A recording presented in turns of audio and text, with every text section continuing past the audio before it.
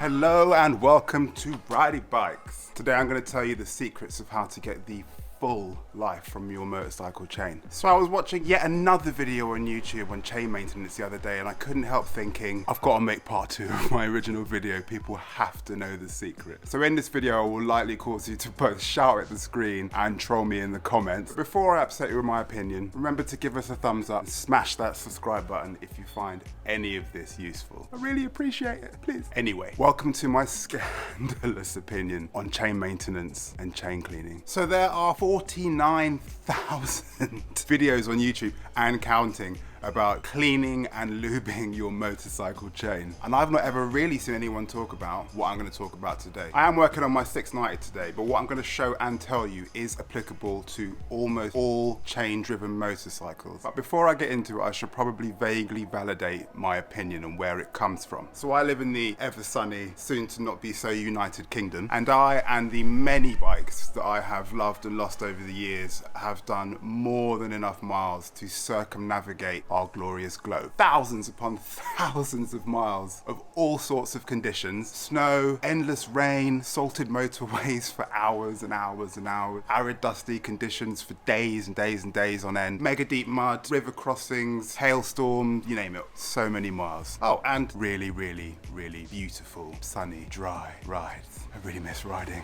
this lockdown, oh my God. And over those many years and many conditions, I have learned a whole lot about chains and what works versus really what just does not work. I did a video right back at the beginning of my riding adventure about roadside chain maintenance on my Honda Varadero. Don't watch that. It is boring. And although I stand by my choices in that video, I wish I knew what I know now. So in this video, I'm going to adjust my chain, I'm going to clean my chain, and I'm going to lube it. And in doing so, I'm going to show you how to get it to look like this all the time. I will give away one thing now. This is not a cheap solution at all. It's just personally the best one that I've found, which keeps the chain looking and functioning amazingly. Now, before we get into it, these opinions of mine maybe don't necessarily apply to you if your chain on your bike is a standard chain that doesn't have an O or an X or a Z ring. Never seen a Z ring, ever. Just saying. Right, let's do this. So I'm going to do this on my jack stand, mainly because it is a dirt bike. It doesn't have a center stand. But if, like me, you don't have a center stand, but you don't have a jack stand, check it. This is what I use. Now,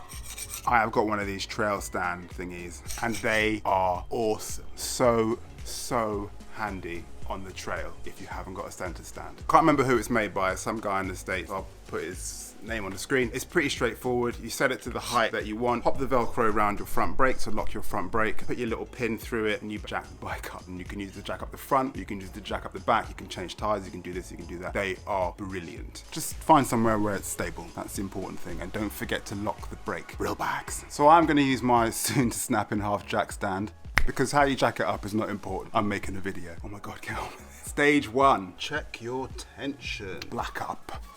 For only the power of black hands can save you from the grease and the grime. You can see it's a bit of a mess, the chain. It's covered in all manner of dirt. You wouldn't believe it's only been 100 miles of slightly damp road riding that's done this since I last completely sorted it out. There's no big secrets here. The only thing I will say is that not all bikes are the same, despite what you hear online. Some chains require only a little bit of slack, some chains require quite a lot. KTM 690s, SMCs require quite a lot. Yes, I should be checking it while it's on the floor so I can see the true tension of the chain, but I know for a fact that if I can push it up to here and it's nearly touching on the swinging arm, lovely, then I know that it is the slackness that I want, because it needs to be more on the loose side on these bikes. But check your manual. If you haven't got one, definitely get a manual, because it will tell you all the little things like how much slack you should really have on your chain and how to check your specific bike.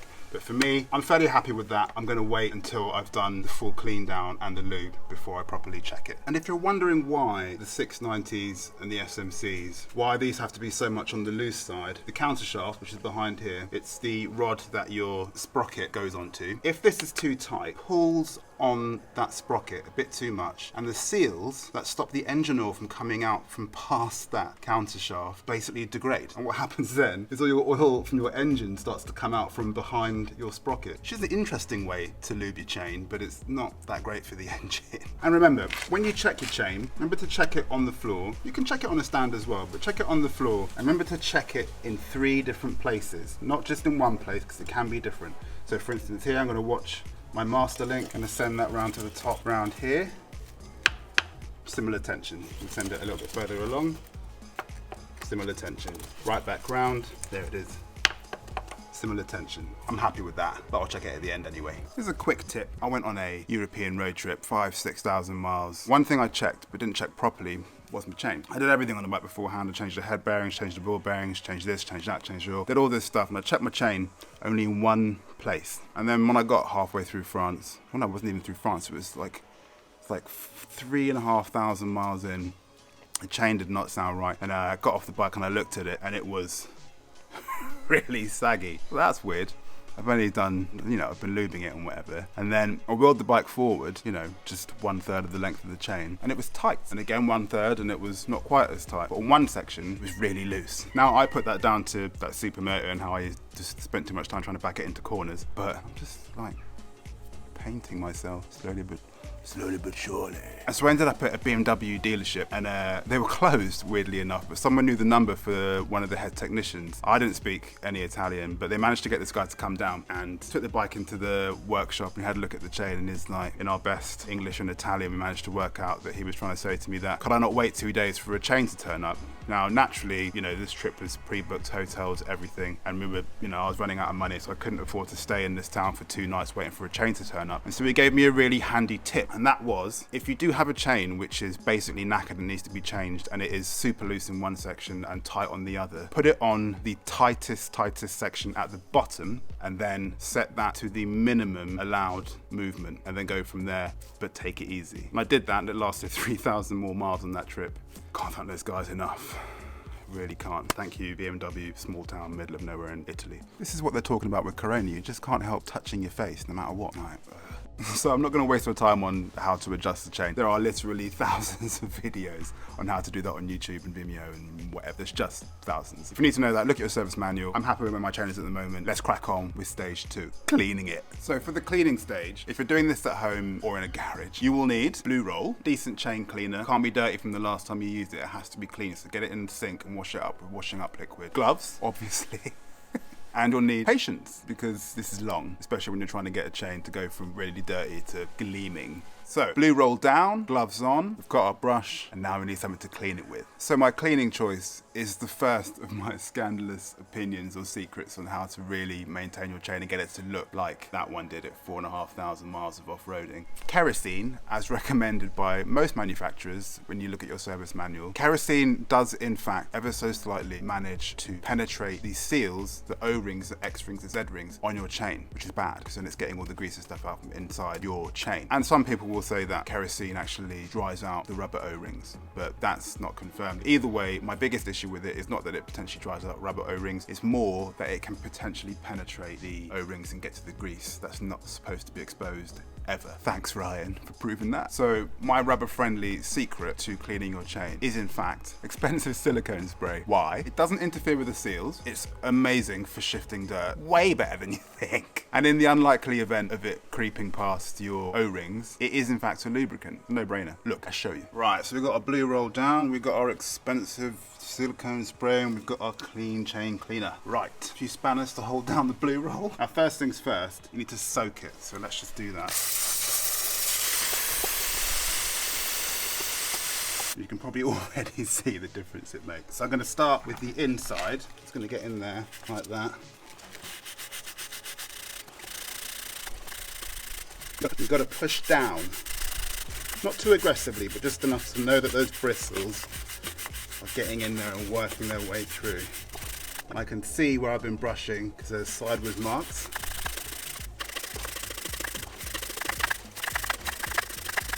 So pretty gross, quite a lot of grime on there. And this is where we really get into it. This stage, if your chain is really dirty, the cleaning stage is long. So in between each scrub, and basically what we're gonna do is we're gonna do every direction. We're gonna go down on it, we're gonna pull on it so we can get the other side of the chain, we're gonna push on it, and then we're gonna push up on it. But in between each one, again,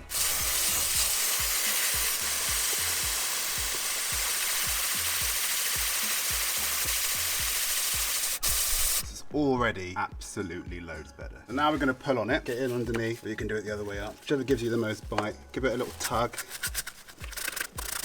And I notice when I'm looking at other people's bikes, they often forget the far side of the chain.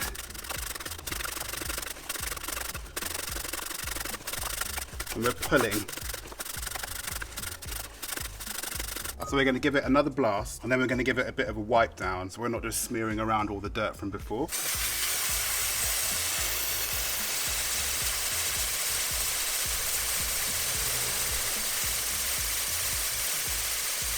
So get a nice handful of blue roll and just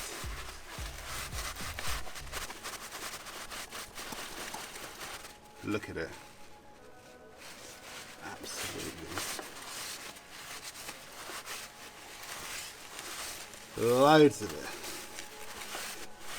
It's so caked up. And that's from 100 miles of riding with competitor lube on it. Never going to use it again. I don't know why I ever stopped doing this technique that I've got. So now we're going to push it away, but again, we need to give it a good old soak, because every time we soak it, we're shifting more and more and more grime off of the chain.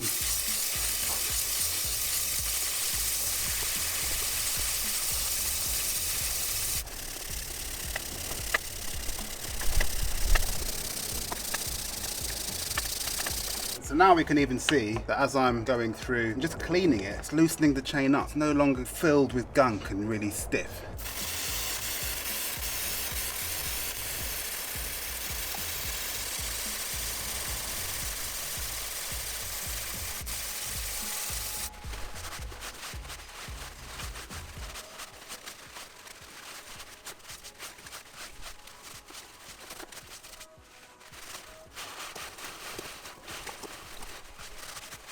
In my previous video, I quite controversially just started the engine and it's got the wheel spinning. I just did that.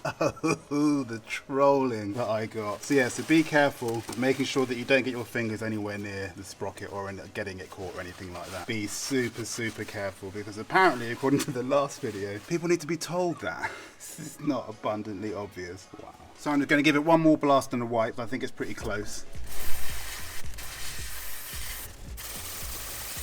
You really don't want any of that previous dirt from before to be on the chain, anywhere near any of your O-rings or anything after this clean, especially before we then lube it.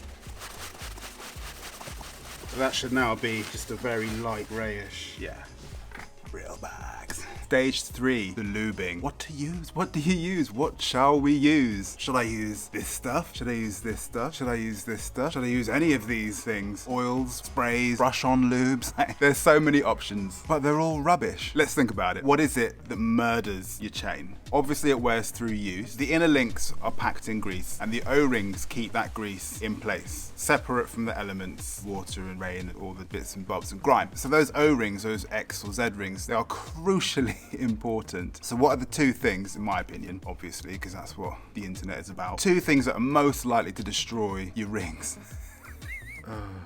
One is complete lack of maintenance and therefore rust damage and all sorts of stuff. Rust, when it's dry and you start using it, creates like a very fine abrasive powder which just eats into your O-rings and degrades them and destroys them and allows water and dirt and grime in. And once water gets into those grease-packed areas behind the O-rings, that's it, your chain's done. And it gets super long really quickly and it snaps. I've seen it, it's pretty hideous when it goes horribly wrong. And this is it, the next big thing, the second thing in my opinion, which destroys chains, absolutely destroys them. And over the 100,000+ miles that I've done over the last 9 years, the one thing that I have found absolutely guarantees to destroy your chain is lube. Well, not all lubes, not all of them. There is one in particular. There's two in particular that I found that are pretty good. But let's dive into it a little bit more. The problem with most lubes is that they claim to grease the chain, and what they tend to do is leave a sticky residue on the chain. So that said sticky residue is sticky. That film that you get, I thought I'd try this the last 5,000 miles on this chain,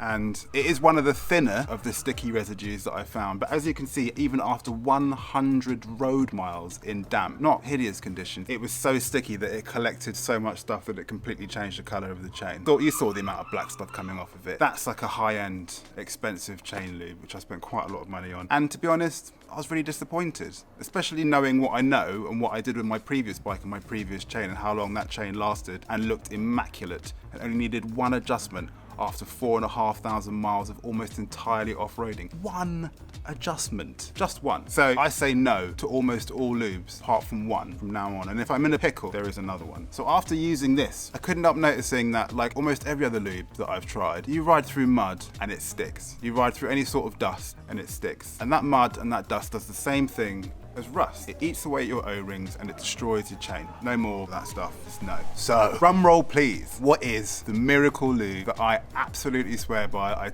I'm now gonna carry on taking on every off-road trip that I go on, and I will continue to lube my chains from here on in forevermore, having just tried one more time, one more product. And I didn't like it because it's just not as good as what I figured out years and years and years ago. Drum roll please. It is, in fact, the same thing I cleaned it with. That's right. Once you finish cleaning your chain, let it dry, and you're done. I know, you're getting ready to smash the keyboard to death. I'm sorry if you just spat your tea out all over your computer, but hear me out. Hear me out. Once it's dry, it's not sticky, it's not flicky, and it leaves an imperceivable, thin, waterproof layer on the chain. It's amazingly lubricating on more than just chains. Mud has an incredibly hard time sticking to it. Water, like mud, just runs off of it. Like I said before, on my last bike I rode, nearly 5,000 miles of almost entirely off-road using this as my only lube, and the chain didn't need adjusting until 4,500 miles, and it was a very small adjustment. The chain had barely worn at all. And even after riding through deep mud and water crossings and all sorts of stuff, there was no rust, and a quick spray with the silicone spray again, and everything, the small amount of stuff that did stick to it, just came off. No deep scrubbing, just a quick blast after you've been for a ride, wipe it down, done.